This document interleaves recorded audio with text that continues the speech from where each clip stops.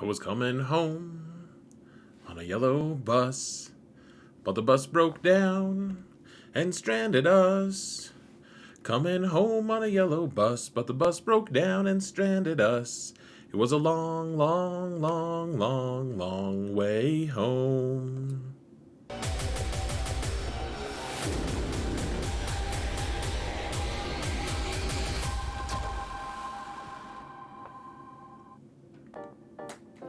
Hello everyone, and welcome to another episode of Xaereth Prevails, a grand arena story. We're in the final match of the 5v5 season, and it gets pretty epic. I will show you guys what happened in my last couple that we skipped past because I just don't have time to make all of the GAC videos that I would like to these days. And let's actually go here for that. A more close-up on my face, you poor dears. Now, I did face Kin, and I'm gonna save that on my channel somewhere. Probably it's gonna be pay-to-view or something. I'm gonna probably lock it behind some kind of membership. If you guys want to watch me get destroyed by Kin, you can watch me. It's no problem. The score isn't as bad as it looks. You guys can see that. Well, he got a really good score on me, which is obnoxious as hell, and how dare he. But also, he attacked first, and I just really am not of the opinion that it's obnoxious. He did a good job. Hate that he did that to me, but need to make better defenses or something. And then my first attack on him, I failed with my Palpatine Mara Jade Starkiller versus Rey. So, don't watch my guide on that anymore, guys. I'm just kidding. It's still pretty good. He just had a really well-composed team, well-modded team. And then I did face Ewok Spy and got the win against him in the second match of the week. He had a couple mishaps. You guys can see I had looked at what the things that he had struggled on in the past, and I made sure to place my Qui-Gon team because that was something that I thought that I had a chance of at least beating him, because he had a slower Bad Batch than the characters, like the three key characters. And sure enough, the thing that was surprising to me was that he managed to kill the whole team except for my stupid cat, or it's not cat, it's Snips, and somehow she survived. So anyways, got the win, which sealed up the winning season for me, 5-4 going into this match. So I decided not to scout, not to do anything, even though I was facing the 32nd biggest account in the game. I actually didn't know that though. I just let it. I was like, real life was being stressful, and I just decided, you know what, we're just letting everything roll over. The defense is everything. And my opponent was awesome. He attacked before I went. At least he started attacking before I went, which, we got through the front zone, at least, and I think the back zone even, before I started attacking, which is, that's enough. It's super well appreciated. Actually, all three of my opponents, Ewok Spy did the same thing as well, and so did Kin. Really, really nice week for me in terms of, like, my opponents, I don't know, attacking that front zone first at the very least, because, they know I'm a streamer, and it's a tricky thing to go first as a streamer, so super appreciate that. Let's actually just jump into the fighting though here, shall we, folks?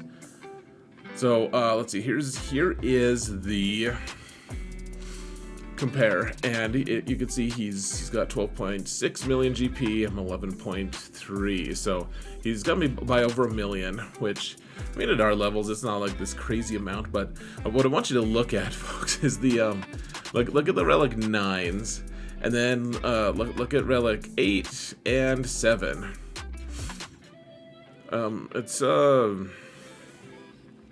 It's something. It's something, guys. I do have an advantage on the top tier mods though, so that's nice. My opponent was a really good sport this match. He messaged me, said a lot of really nice things. So yeah, he's much appreciated. I wonder if I can make this video a little bit different. Hold on a sec. And by different, I meant I'm gonna take off one of my shirts. Just kidding. But seriously, I did that. So yeah, really big account, really good account. At the minimum relic level that we're facing, guys, is relic 7. A lot of teams that are Relic 8 and above, a few of them that are just like, man, I think this is mostly Relic 9. So keep in mind, or pay attention to that as we continue to progress on. That's of course not a slam on my opponent, it's just a mark of, you know, we're in the top 50 and it gets real. So yeah, my opponent is inZidious. Yeah, so he had attacked. He hadn't attacked all of my zones yet, but that's fine. Front zone is totally enough. So he beat my Malgus team. And let's see, the Qui-Gon team. Yes, indeed, he beat it. Remember, this is just complete, like, I just didn't scout, didn't do anything. Just hopefully it's enough. Hopefully we're gonna have enough here. To be able to beat whatever nonsense my opponent places. So didn't scout him. In the back zone we have the Traya squad. We have let's see, Supreme Leader Kylo and Rey in the back. He one shot, got good banners on all of them, so a little bit stressful. He has dropped a few here and there. Let's see, hadn't attacked my Tuskens yet, or General Grievous, or the Sauna squad. I've upped the speed on Sabine. I keep needing to update the speed on Cara Dune. Like, the modding on my Cara is just awful. Really need to make it considerably better. And then he had already beat my Zori team. So up front, for like pretty scary teams here up front actually. You can see he has Lord Vader up front with he has the 9th sister, and look at that, Relic 9 on all of these except for Thrawn, including a Relic 9 Vader. Dear Lord. I mean, Lord Vader and Darth Vader, just bookending it. Look at this Grievous squad. He had a lot of really fun comps, actually, guys. You'll have to see, like, all of his comps were like, oh my gosh, I don't know what I can do with this. The Grievous squad, look, with Sortie, with her Datacron, meant that, like, we could probably kill B1 because he can't be revived, but then the spare parts mechanic on all of them, like, it was gonna be pretty rough. Like, spare parts on Grievous, I don't know why I didn't think of that, but it was no one had faced it. Scouting it, no one had faced it until this week, and I had to, I didn't want to spend a Galactic Legend on this, guys. I just didn't. So we're gonna try something maybe a little foolhardy. I'm not sure. Malgus with HK, so that means they've got the double fear threat because of the set 6 AoE on HK, and then he's also got a good raid team, of course he does. Let's see, up top, he's got a Sauna squad with, look at this, with Han and Chewie. So you can't use Bad Batch on that, can't use Wampa. Just kind of a mess there, to be honest. There's the CLS team. It doesn't have BB-8, which is good for us. Still, like, CLS with Chupio, very, very strong with all the droids. Really, really tough to beat. Maul lead with Darth Revan and Sidious, or Savage. It's a whole mess. Okay.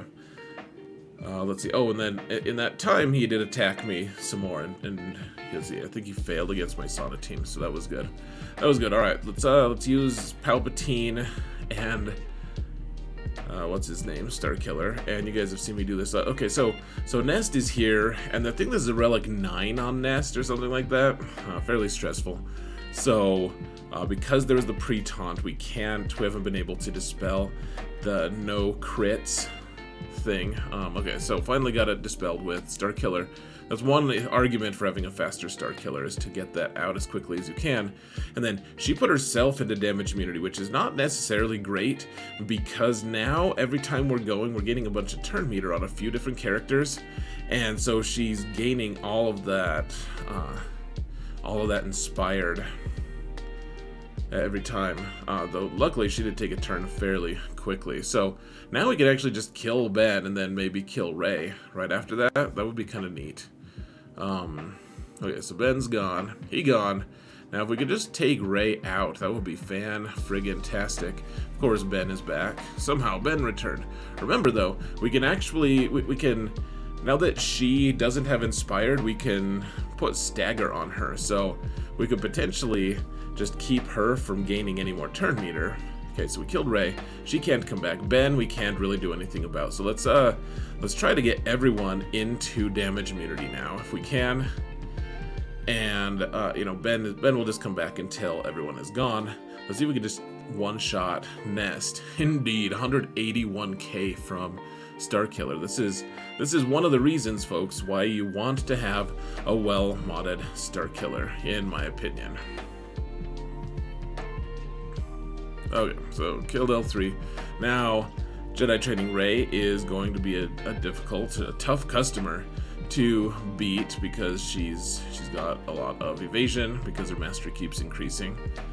So we gotta wait until Starkiller gets to have turns and be able to do stuff to her. So, alright, something with 200,000 damage. Apparently he ramps a little bit, I don't know, but I bet she barely had a moment of no dodge, and Starkiller just finished her off. So got 70 points, and looks like my opponent did indeed finish off that final squad after failing. He actually failed with his Starkiller against my Sauna team. I don't know how that happened, but now remember, folks, this is with the set 7 Kron on Sortie.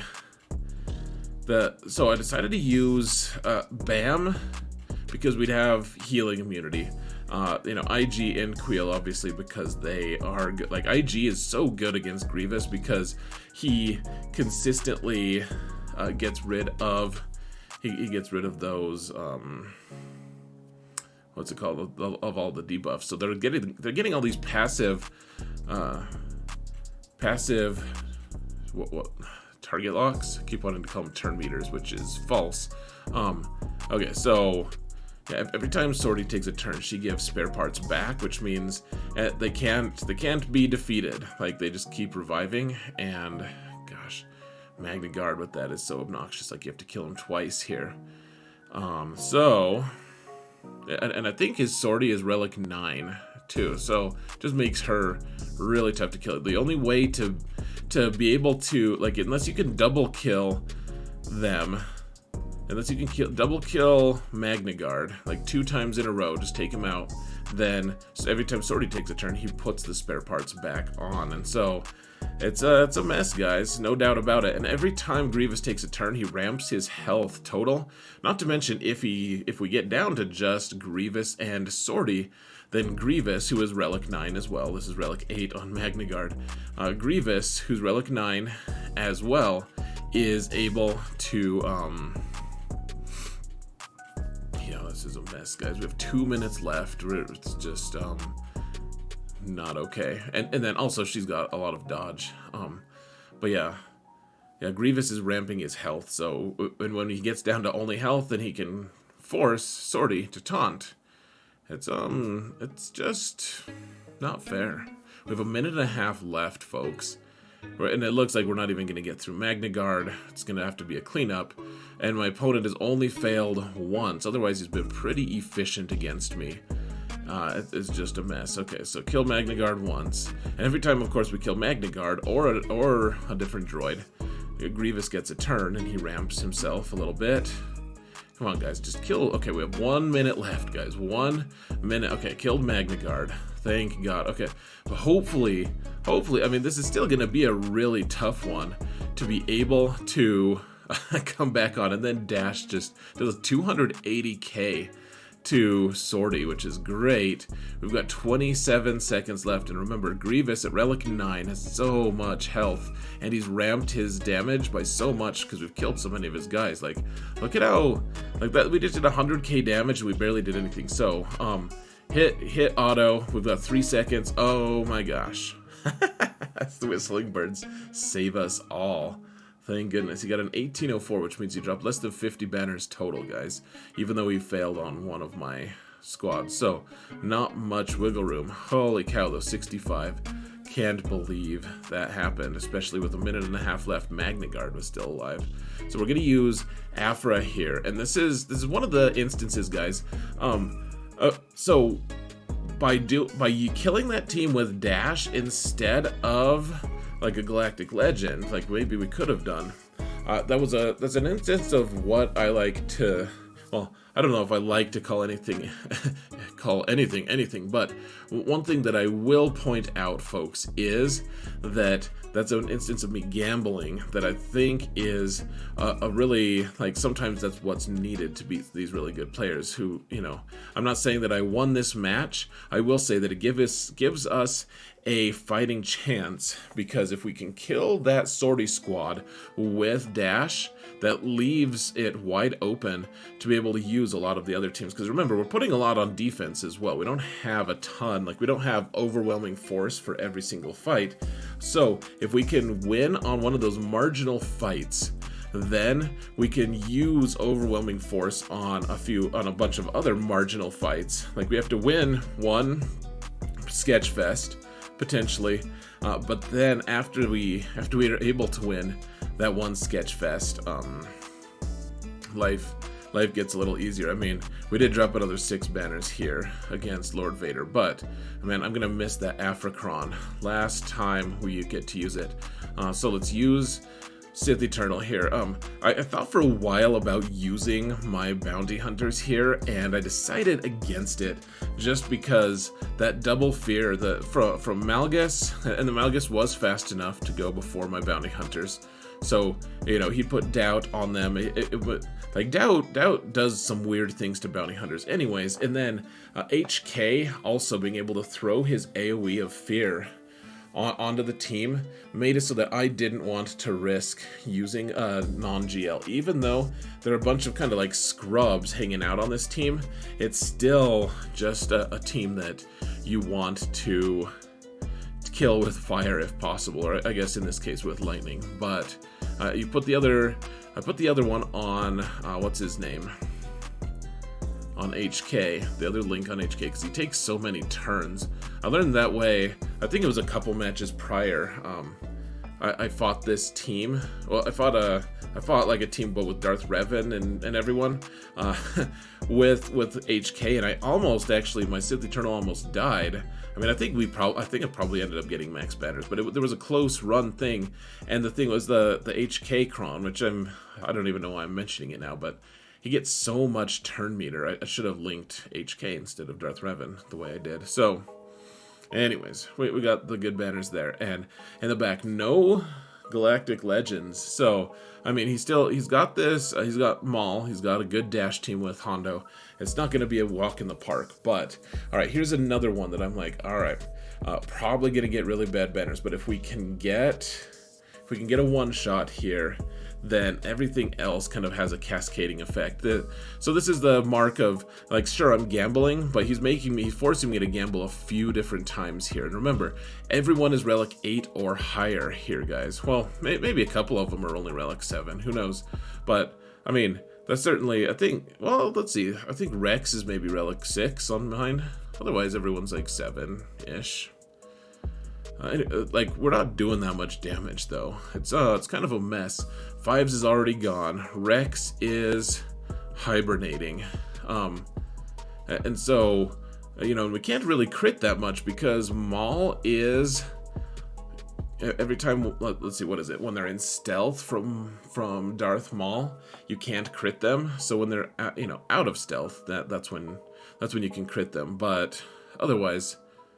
yeah, it's just a mess, guys. If you can hit Darth Malak, though, and keep reducing his max health, that's kind of the thing. And then the other big thing is, every time they're gaining all of these buffs from Savage, you're also ramping them quite a bit, which is nice. And then Echo just decided to end it early, so thank you, Echo. That is, your contributions are much appreciated. Let's see what's going on. Okay, so here's another gamble. I wasn't totally sure because he had another dark side. He has 3 dark side characters here. The troopers are all, that I get 100% turn meter from the Set 6 Datacron, which of course Set 6 is no more, but I get 100% turn meter from that. But then I wasn't sure that someone else would be 60%. I wasn't sure if Dark Trooper was going to be able to bridge the gap, like be able to get Moff Gideon a turn before one of them got a turn. Luckily I did, and we're good to go. But then there's the question of, like, can we kill all these characters here in time, because they see how they're cycling their taunt. It's whoever's the healthiest at the time gets that taunt. So if we can get the initial kill, that's wonderful. I'm actually a little surprised only Relic 7 on armor, given how tough armor can be to beat. We did get perfect banners though, so that's good. Maul teams are scary, man, especially the set 6 with Canderous. Now let's use our own Maul team here to just give them all the buffs. We'll give them Maul the buffs, okay? And it's a mess, guys, because all of the assists here, we have to chew through this Relic 7 K2SO, which again, I'm surprised it's only... It sounds like I'm insulting him. I'm like, really? Only a Relic 7 on K2SO, which is kind of a niche character, frankly, even still. But, you know, he's got the K2 Kron, which makes him crazy tough to beat. I'm trying to decide here what I should do. Should I try to kill K2 right there?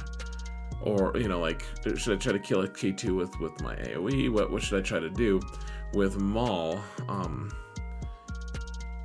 In the end, like, we want access to Radis, of course, and so, yeah, armor got called the mass assist there, which is great. Cool, okay, killed Radis there. With our one hit, because we had 5 stacks, we were able to target Radis one time before we had to start targeting the Rebel Pathfinder. So, yeah.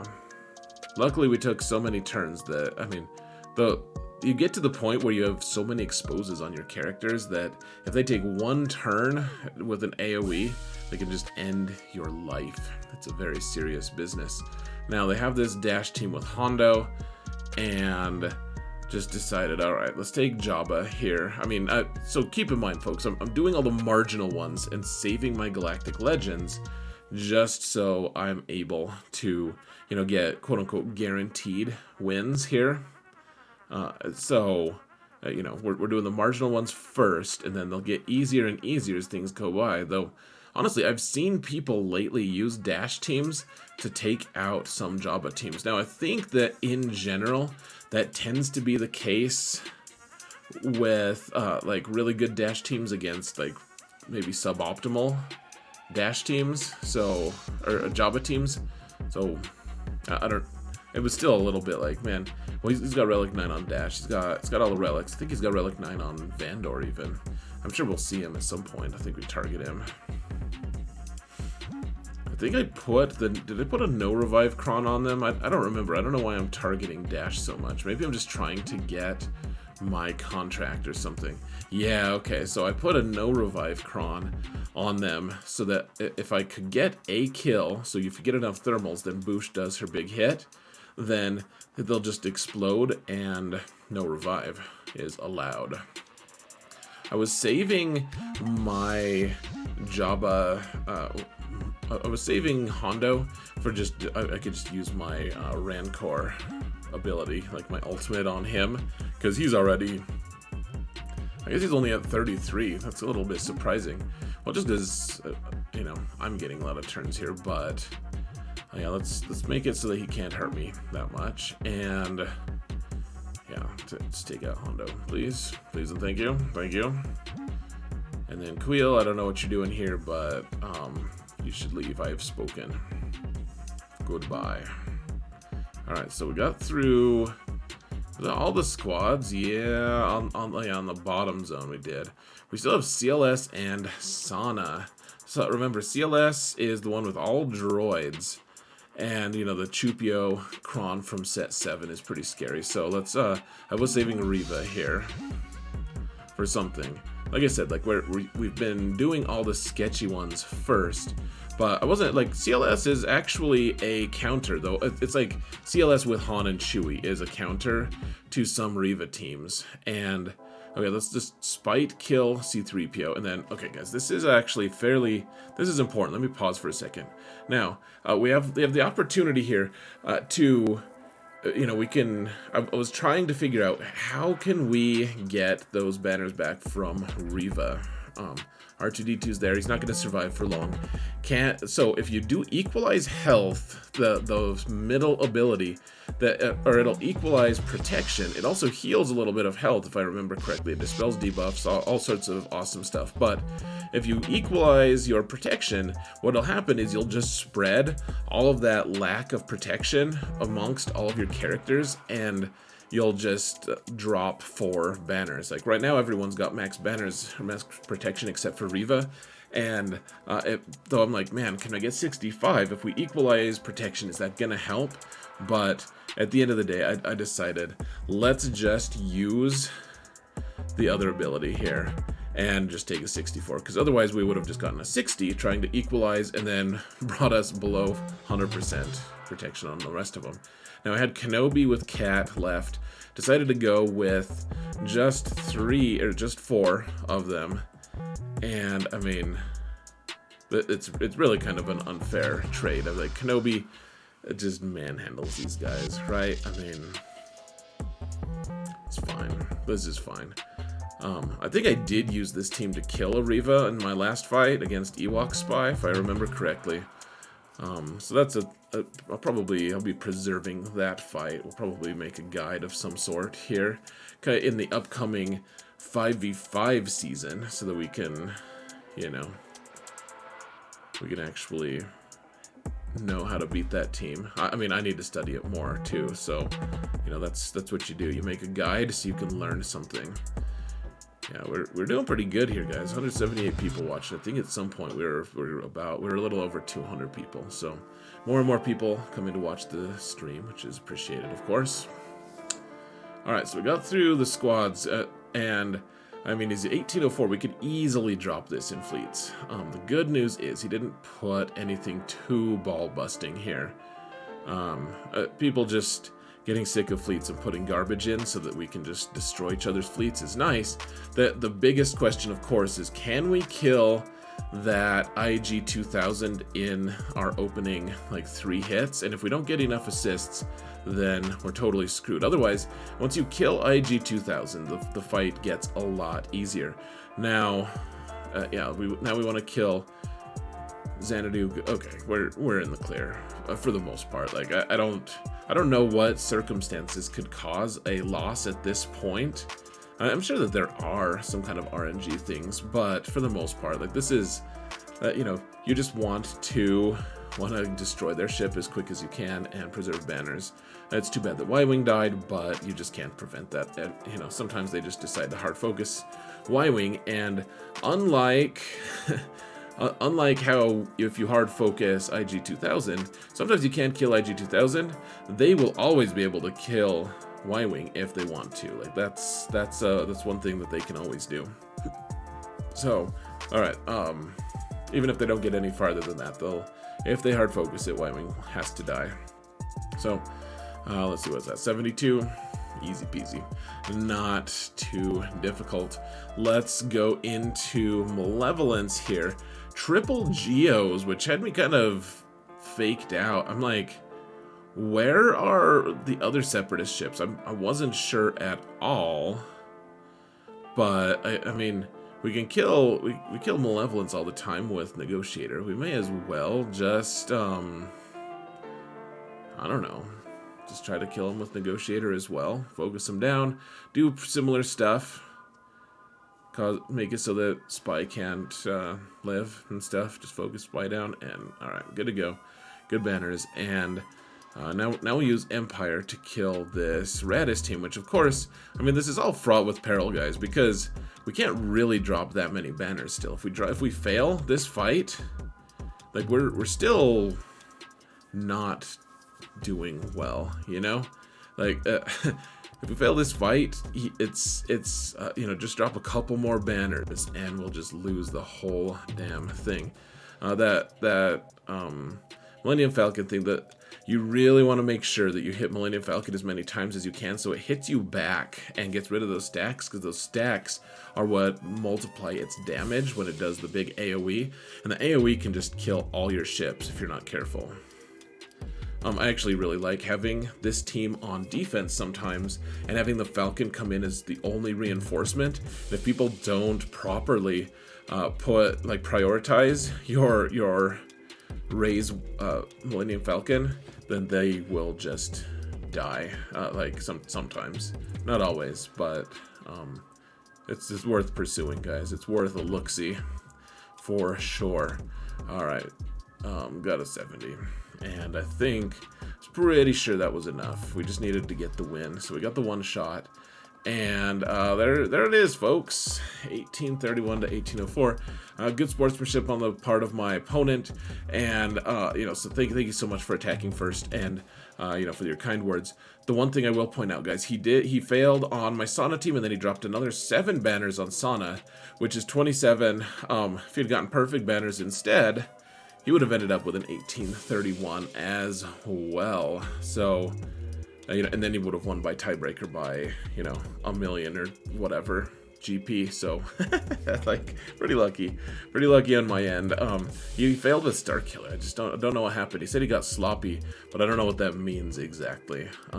My guess is that Hondo did something that was surprising to him and put someone in timeout, decreased their total turn meter, and then all my AoEs with Stormtrooper Han and everything, doing all his weird stuff, eventually just kind of got to him. But I don't know. I would love to see the replay on that. I'm guessing it doesn't exist, but here, I actually have one other thing I wanted to look at here before we call it a day. Let me see if I can find it. I forget which one. Is it on here? Yeah, okay. So before I should have done this at the very start, guys. Thank you to all my patrons here. This isn't what I was talking about, folks, by the way. I do need to thank my patrons, though. You guys are amazing.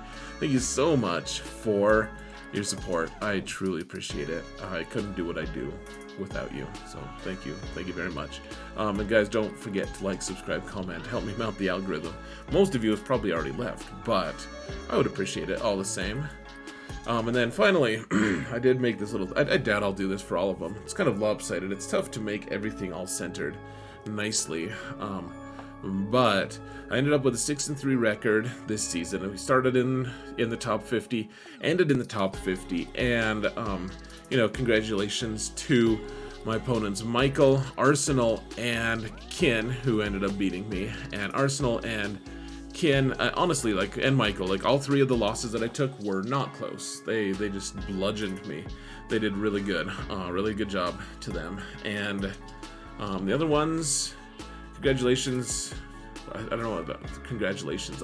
Congratulations to me for beating 6 really good opponents, I guess.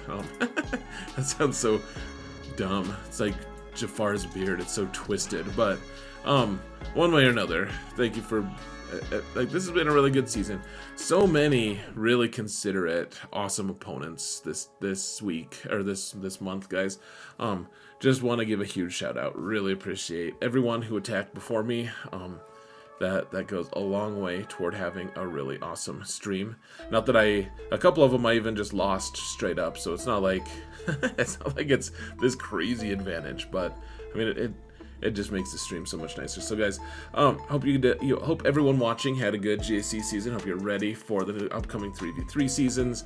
My next videos will be on offense and defense comps for 3v3. The shifting meta is going to be insane. Don't miss those videos. Thank you all so much for watching, and remember that in all things, Xaereth prevails.